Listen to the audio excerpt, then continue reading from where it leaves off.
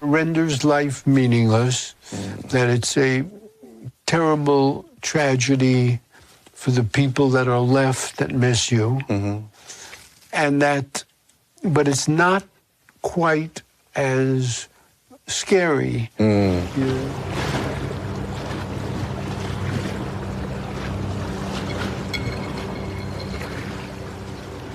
今天带一份报纸是昨天《纽约时报》，然后正好是对他生平的一个追溯嘛。咱们先说带我去走一走嘛，因为他不是其实也在给我看看他怎么去这个 fishing the sound 的嘛，去收集这些声音。所以我们沿着那条路一直从他工作室一直走过来的。我觉得既是亢奋的，又是蛮闲散的、悠闲的，然后在街道上面，在河畔边上，也有点漫无目的的。我印象最深的是那个有点漫无目的的那个情绪，而且对死亡的迫近，对他对人生的态度，其实也发生挺多的改变的。所以他会对自己的青年时代产生重新的理解嘛？他跟我们说，他非常不喜欢年轻时代的自己嘛。他那时候其实无处不在，是个 superstar 嘛。到晚年他的性格发生很多的变化。所以，可能对于伍迪·艾伦来讲，死亡也是他越来越要面对的一个主题吧。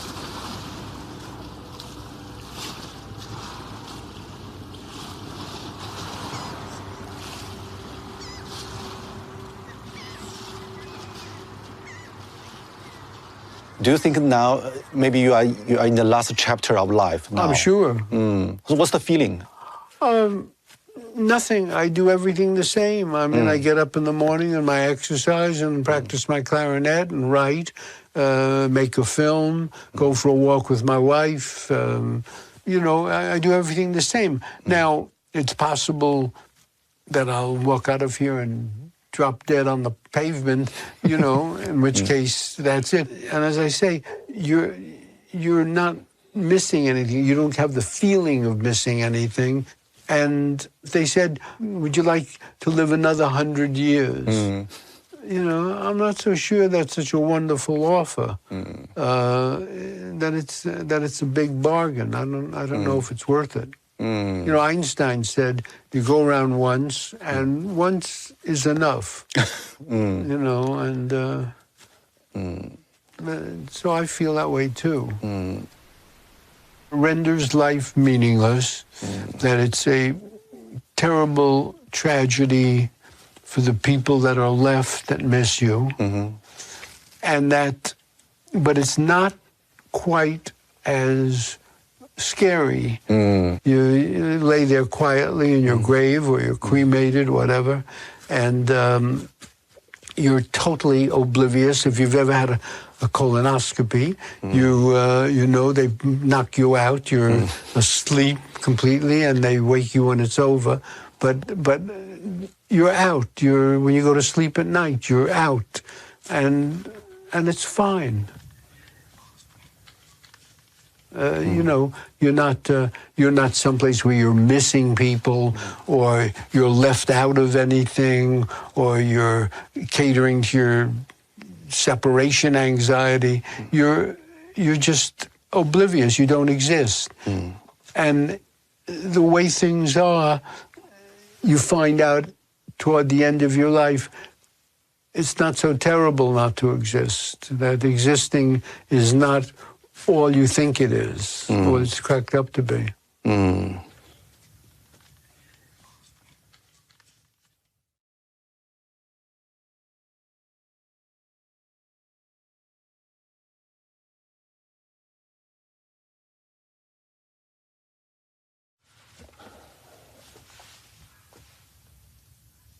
In this kind of meaningless world, I mean, you said the word is meaningless. How do you deal with the word?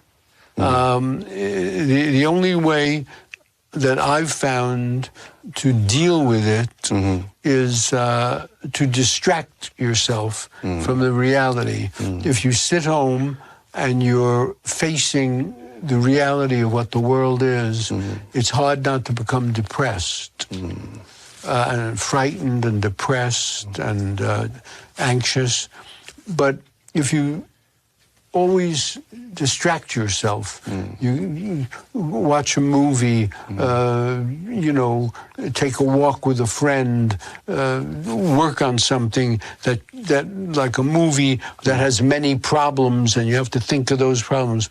So you're not thinking about your situation. And to the degree that you can distract yourself, you're okay.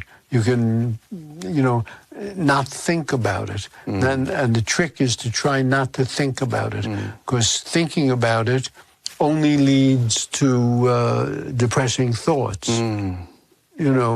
So certainly in my case. So I distract myself, and I think many people distract themselves in different ways. So when did you realize life's meaningless? Oh, I realized at a very young age. I mean, I was how early? Like 5 years old. I mean, I kid. I thought I had a very, I was raised. My family was kind of religious, not really religious, but half and half, and I could see right away that that was silly, and that had no answers to anything, and that I could see that as a little boy. And as I grew up, I could see that it was, as I got older, you could see that it was, you existed, by just some chance, when the odds against your existence were astronomical. There are many oases of joy in life. You do have a moment of great joy, a moment of pleasure or love or excitement and fulfillment. But in the end, you lose. As long as you like to work, as long as the work is fun for you, then it's fine. Then you're okay. I'm willing to make any idea that I think would be good, and you put it out, and either people like it or they don't. But if the fun is in making the movie, then it doesn't matter. I have a very good time actually making the movie. I hope that the people who see it enjoy it.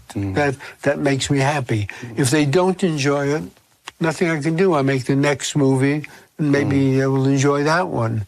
So work is also a way to escape from the meaningless world.